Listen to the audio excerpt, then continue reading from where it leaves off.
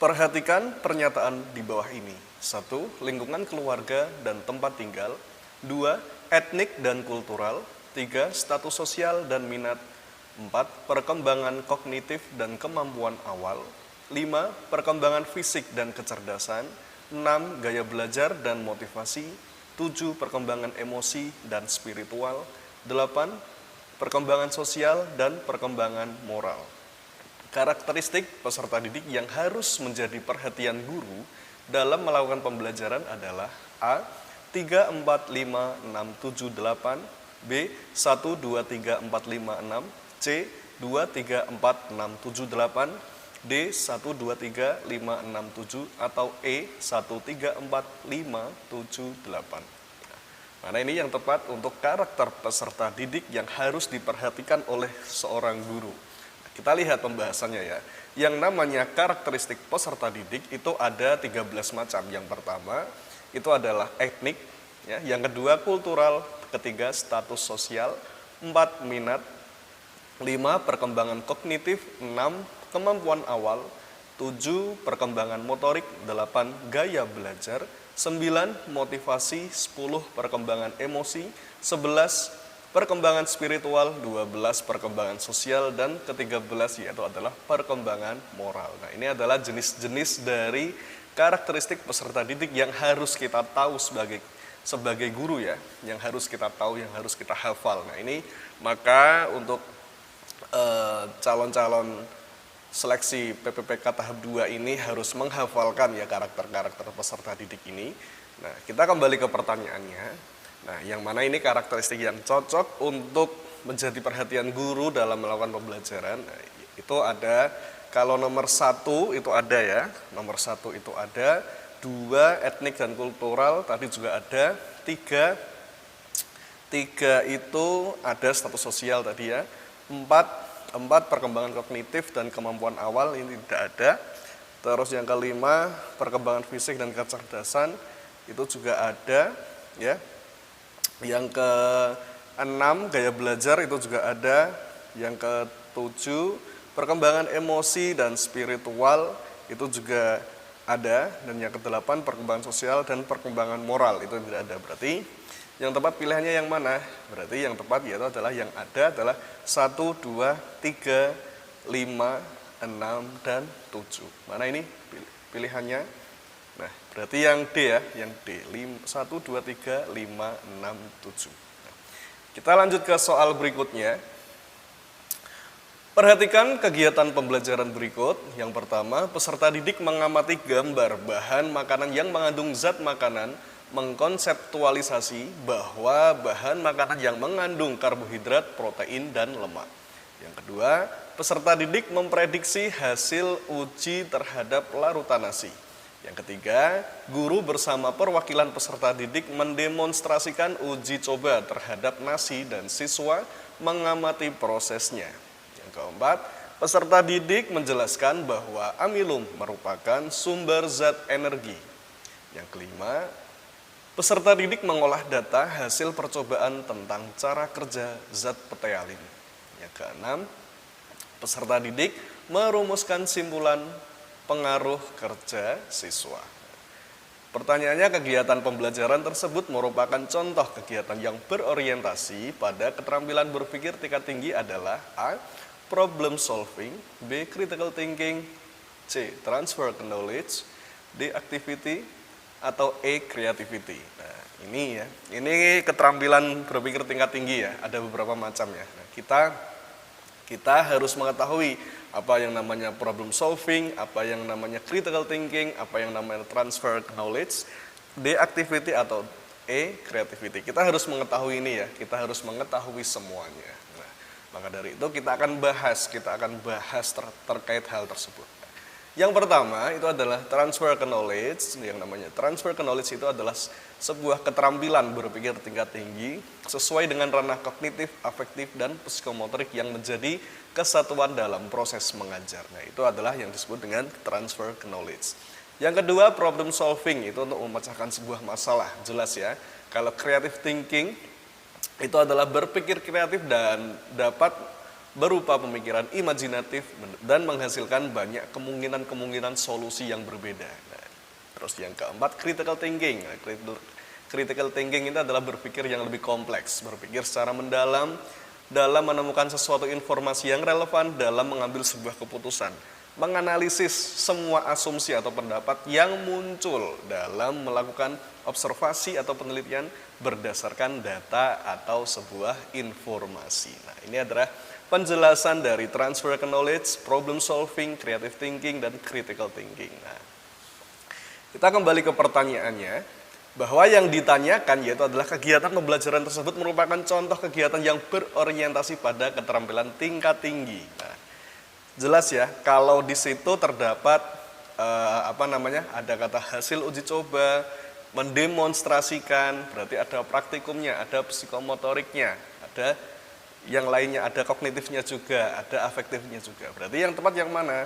Yaitu adalah transfer knowledge atau pilihan yang C. Oke. Bisa dipahami ya? Lanjut ke soal berikutnya. Tindakan yang dilakukan guru untuk menumbuhkan kasih sayang atau menumbuhkan rasa kasih sayang antara guru dan peserta didik berdasarkan teori Maslow atau teori Abraham Maslow adalah A. Lebih mengutamakan reinforcement positif daripada hukuman. B. Membuat aturan disiplin siswa secara tegas dan adil untuk semua siswa. C. Menerima dan menghargai pendapat siswa saat diskusi.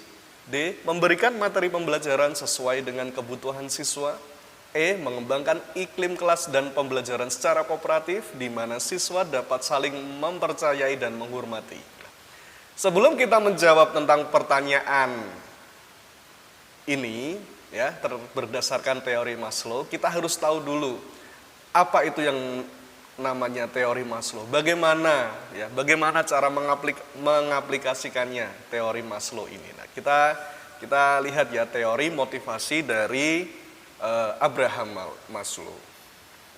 Teori motivasi Abraham Maslow itu ada 5 ya, ada 5. Yang pertama itu fisiologis, rasa aman, sosial, penghargaan, dan aktualisasi diri. Nah, saya jelaskan bahwa yang namanya teori motivasi Abraham Maslow itu untuk yang pertama itu adalah fisiologis. Nah, fisiologis ini berupa kebutuhan dasar seorang manusia, kebutuhan dasar dari seorang manusia. Apa saja contohnya? Ada makanan, minuman, tidur, pakaian, dan lain-lain ya.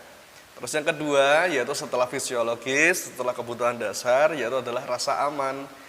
Contohnya yaitu adalah keamanan, keteraturan, stabilitas, dan lain-lain. Terus yang sosial yaitu adalah ada afeksi, relasi, keluarga, dan lain-lain. Terus penghargaan yaitu adalah sebuah pencapaian ya.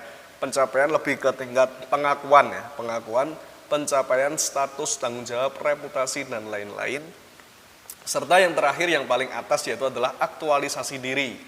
Yang namanya aktualisasi diri ini adalah sebuah pengembangan diri, pemenuhan ideologi-ideologi, serta yang lainnya. Nah, yang pertama kita lihat yang bisa kita lihat dari gambar dari diagram segitiga ini ya, bisa dijelaskan dengan teori-teori motivasi Abraham Maslow dalam bentuk kebutuhan fisiologis. Ini artinya kebutuhan dasar untuk hidup, bisa juga diartikan seperti itu. Terus yang kedua, kebutuhan rasa aman artinya adalah kebutuhan tentang keteraturan. Nah, yang ketiga, kebutuhan sosial atau kasih sayang yaitu adalah kebutuhan untuk diterima orang lain ya. Kebutuhan yang dapat diterima orang lain dalam sebuah kelompok. Juga bisa diartikan seperti itu. Yang keempat, kebutuhan akan penghargaan yaitu adalah yang tercermin pada status diri kita terhadap kelompok masyarakat. Nah, bagaimana masyarakat itu memandang diri kita itu seperti apa. Terus yang kelima yaitu adalah aktualisasi diri, kesempatan bagi seseorang untuk mengembangkan potensi-potensi yang dimiliki, yang terdapat pada dirinya, diubah menjadi sebuah kemampuan.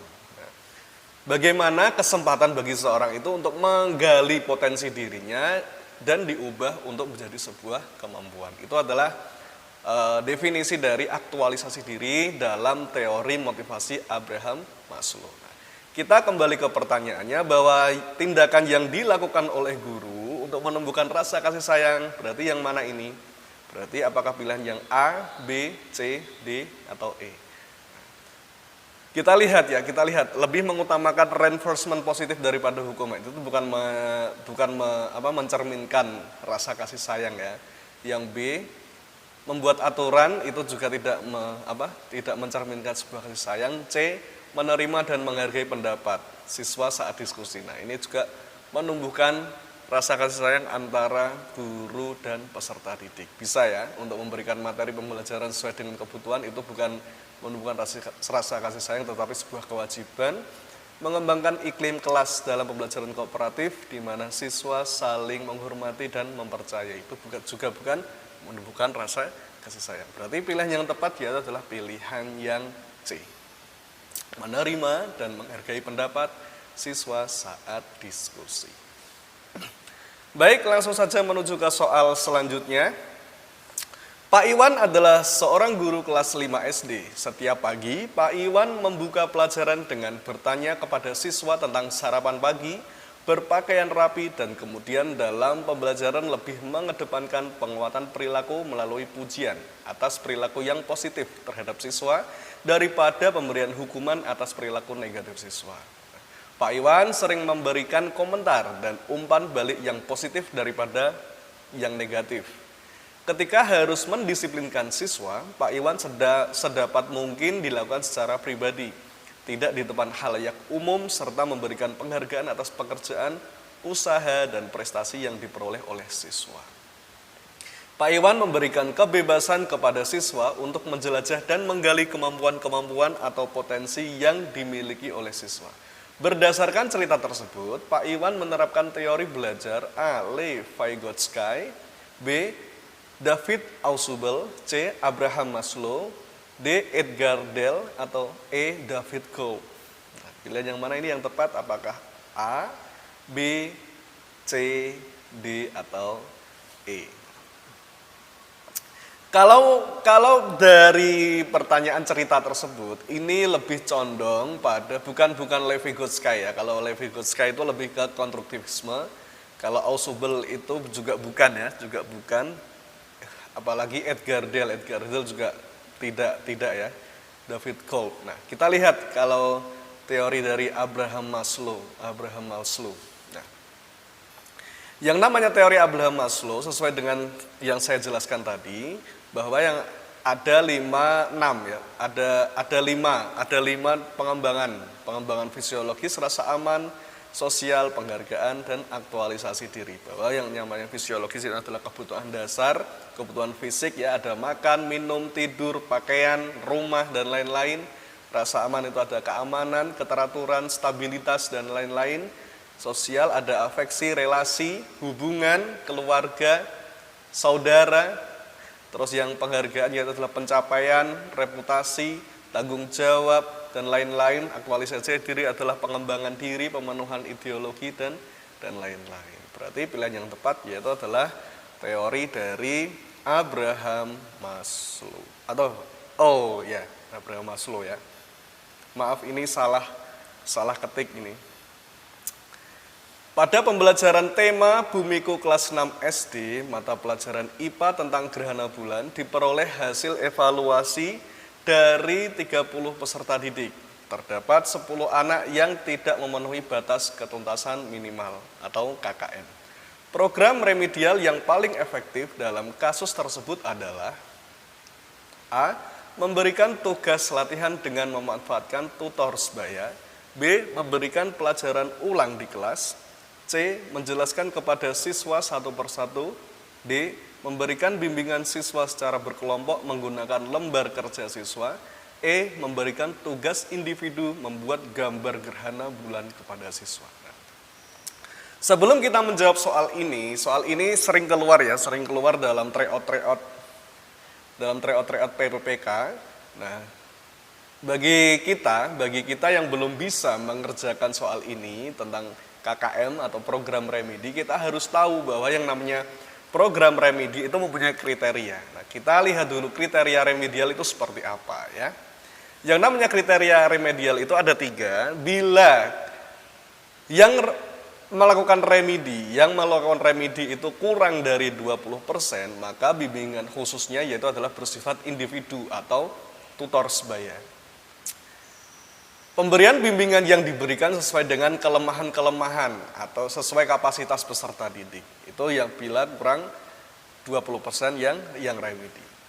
Tetapi apabila yang melakukan remedi itu sekitar 20% sampai 50%, maka pembimbingannya berdasarkan kelompok ya. Pemberian pembimbingan kelompok ini bila terdapat peserta didik yang mengalami kesulitan yang sama.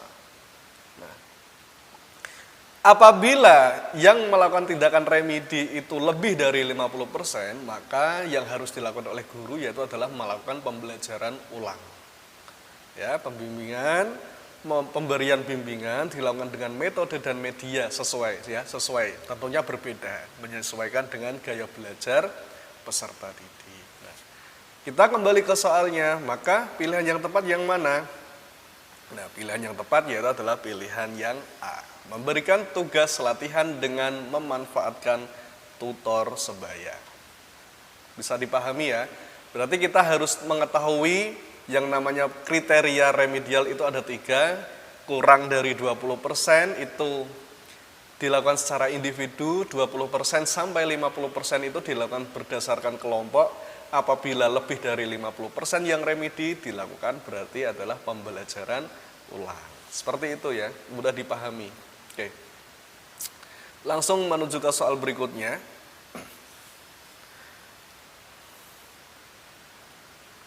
Pak Daris adalah guru kelas 5 SD, akan mengajar mata pelajaran matematika dengan kompetensi dasar atau KD tentang jaring-jaring bangun ruang.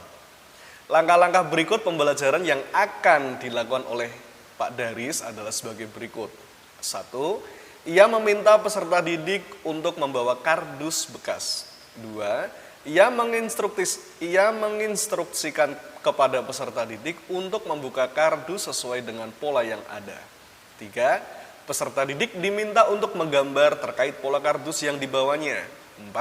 Peserta didik diharap bisa mengembangkan pola-pola tersebut menjadi sebuah pola lain. Berdasarkan ilustrasi di atas, pembelajaran yang dilakukan oleh Pak Daris atau guru tersebut sesuai dengan teori pembelajaran apa? A. Konstruktivisme, B. Kognitivisme, C. Humanisme, D. Behaviorisme, atau E. Sibernetik. Mana ini pilihan yang tepat? Nah, saya rasa ini tidak perlu saya jelaskan lebih lanjut ya, karena kita juga sudah pernah membahas tentang ini bahwa yang namanya Pak Daris ini lebih mengedepankan atau lebih memfokuskan pada kompetensi dasar tentang menggunakan jaring-jaring bangun ruang. Ia meminta bahwa yang namanya peserta didik itu membawa sebuah kardus, menginstruksikan, diminta untuk menggambar terkait pola kardus itu seperti apa. Peserta didik diharap untuk mengembangkan pola tersebut dengan sendirinya. Berarti lebih condong pada kognitivisme, ya, kemampuan untuk berpikir lebih kompleks, ya. Kita lihat penjelasannya bahwa dari langkah-langkah pembelajaran yang dilakukan oleh guru tersebut, kita dapat mengetahui bahwa teori pembelajaran yang dilakukan oleh Pak Daris adalah teori pembelajaran yang bersifat kognitif. Karena siswa diarahkan dalam cakupan pengaturan stimulus yang diterima dan menyesuaikan kognitif yang dimiliki. Jadi bukan sebuah teori behaviorisme yang menginginkan terjadinya sebuah respon dari sebuah stimulus melalui penguatan-penguatan atau pengulangan dengan adanya perubahan tingkah laku. Oke, bisa dipahami ya? Baik, itulah pembelajaran dari guru daring untuk materi pedagogik pada kesempatan kali ini. Semoga bisa dimengerti dengan baik. Maaf apabila ada salah-salah kata yang kurang berkenan. Sekian, Assalamualaikum warahmatullahi wabarakatuh.